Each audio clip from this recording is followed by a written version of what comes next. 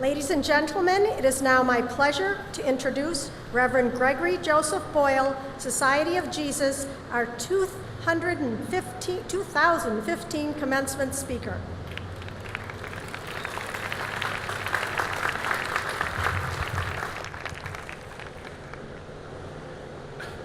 Thank you very much. It's a privilege to be with you. For 30 years, I worked with gang members, so apparently Father Van Arks felt that made me singularly prepared to speak to the class of 2015. So you can take that up with him. It's the privilege of my life to work at Homeboy Industries and to be part of the transformation there, which is to say my life has been changed. The day won't ever come when I'm more noble or have more courage or I am closer to God than the men and women at Homeboy Industries and the thousands I've come to know over 30 years. People like Lewis, who kind of runs the place right now, a gang member and been with us for a while. He's become something of a public speaker in his own right, and so we went out to dinner the other night and he was giving me tips on how to speak publicly. He was saying, you have to pepper your talk with self-defecating humor. I said, yeah, no shit. So brace yourselves.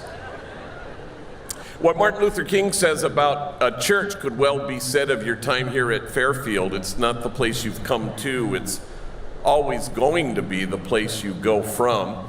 And you go from here to imagine a circle of compassion and then imagine nobody standing outside that circle. You go from here and you dismantle the barriers that exclude. You go from here and you choose to stand at the margins with the poor and the powerless and the voiceless, with those whose dignity has been denied and those whose burdens are more than they can bear. You go from here to have that privileged moment to be able to stand even with the easily despised and the readily left out, with the demonized so that the demonizing will stop, and with the disposable so that the day will come when we stop throwing people away. You stand at the margins and then you look under your feet and occasionally you'll notice that the margins are getting erased because you chose to stand there. And you brace yourselves because people will accuse you of wasting your time.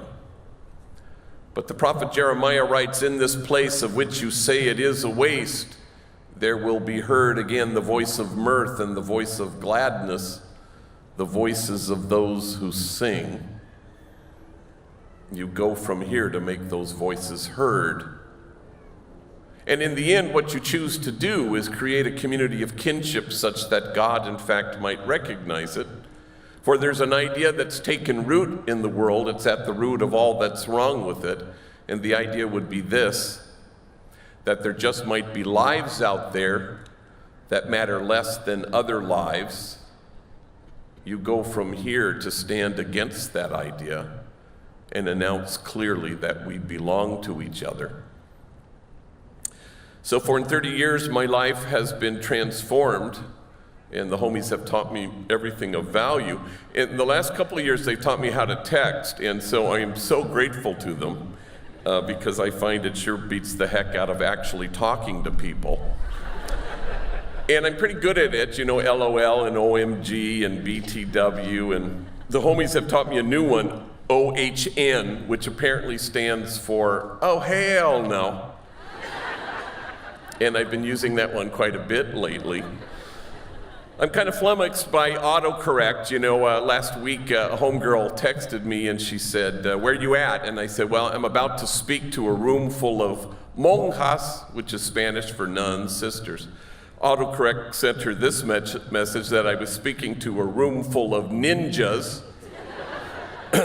My worst one was a homie wanted some help on his rent. I just didn't have money to help him, and so I texted, things are tight.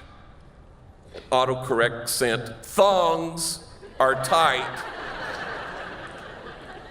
And the homie wrote me back, sorry to hear that.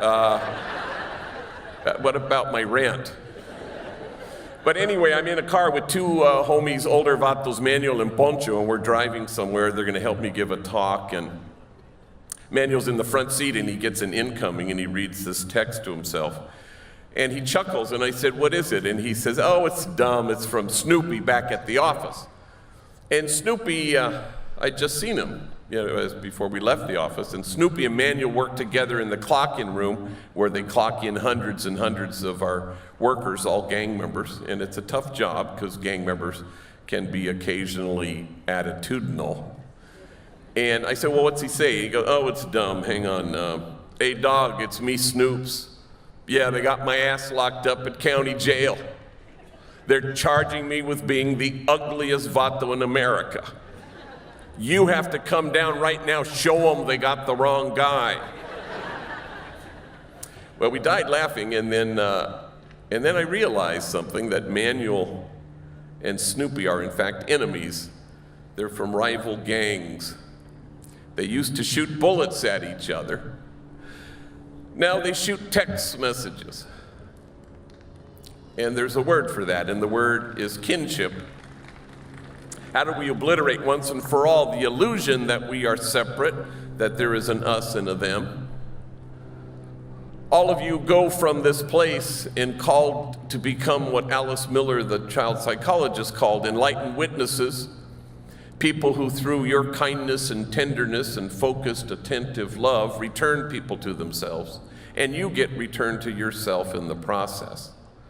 You don't hold the bar up and ask people to measure up. You just show up and you hold up the mirror and you tell people the truth, knowing that your truth is my truth, and my truth is a gang member's truth, and it all happens to be the same truth. And here's the truth. You are exactly what God had in mind when God made you.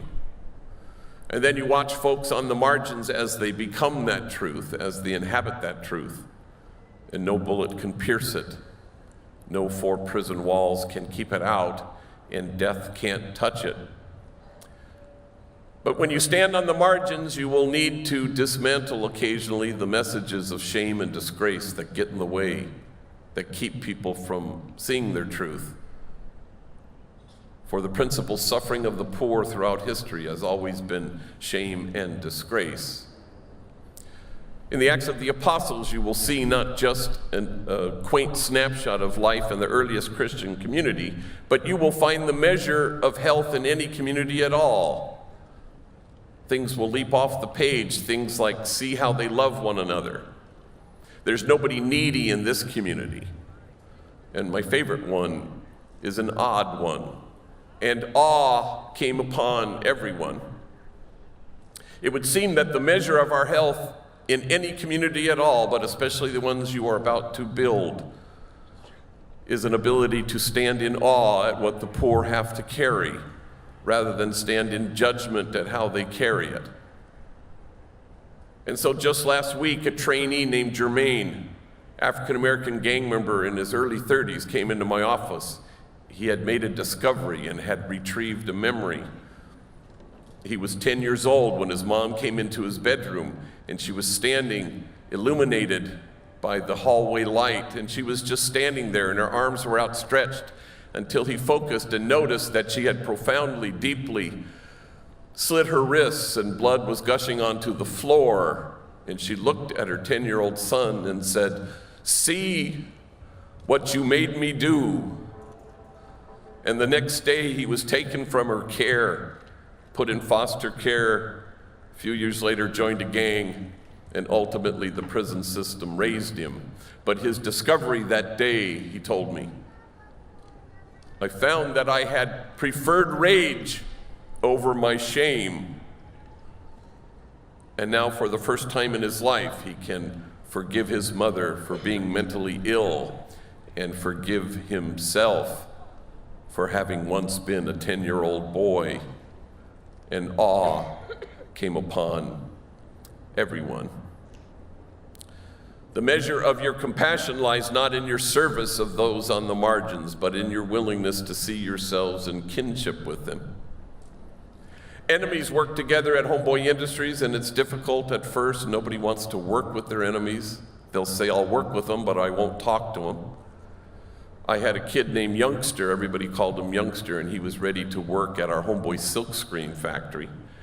19 years old, a little tiny guy. I was introducing him to his co-workers, 30 of them, and I watched him as he shook hands with each one, looking them dead in the eye. Enemies, lots of rivals, and I thought, wow, this is great. Until he encountered this last guy, a guy everybody called Puppet, who seemed to be wanting to avoid this encounter altogether. And when Puppet and Youngster are in each other's vicinity, they mumble something, they stare at their shoes, they won't shake hands. Well, I know they're enemies because I know what gangs they're from, but he just shook hands with a whole bunch of them. I discovered later that this is a hatred that was really quite deep and personal, and beyond which neither of them thought they could get past. So I sensed that much, and I said, look, if you guys can't hang working together, let me know. I got a bunch of people who want this job, and they don't say a word. 6 months later, Puppet leaves his home to go to a corner store some distance from his house, and he purchases something. On his way home, he decides to take a shortcut, dodges into an alley, and because of this detour, suddenly, unexpectedly, he's surrounded by 10 members of a rival gang, 10 against 1. They beat him badly. He falls to the ground, and these guys won't stop kicking his head until he's lifeless. Somebody finds his body and takes him to White Memorial Hospital, where he's declared effectively brain dead. But it's the policy there to keep you connected to machines for 48 hours, so you can get 2 full days of a flat read with no brain activity, and then the doctors can officially sign the death certificate. This allowed family and friends to gather. I was in St. Louis giving a talk. I flew home immediately. I've seen a lot of horrible things in my life, but nothing to compare to this young man with his head swollen many times its size. It was horrifying. You could barely train your eyes on him. And as a priest, I anointed his forehead with oil, said a final blessing. We disconnected, and a week later, we buried him. But in the first 24 hours, as he was lying beaten in the hospital, I was alone in my office, and the phone rings. It's 8:30 at night. It's Puppet's co-worker, Youngster. Hey, he says, that's messed up about what happened to Puppet. And I said, yeah, it is. And then with a certain kind of eagerness even, he says, is there anything I can do? Can I give him my blood? And we both fall silent under the weight of it, until finally he breaks the silence, choking back his tears, and he says with great deliberation, he was not my enemy, he was my friend. We worked together.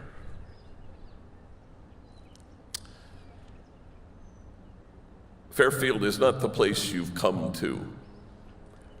It's always been the place you go from.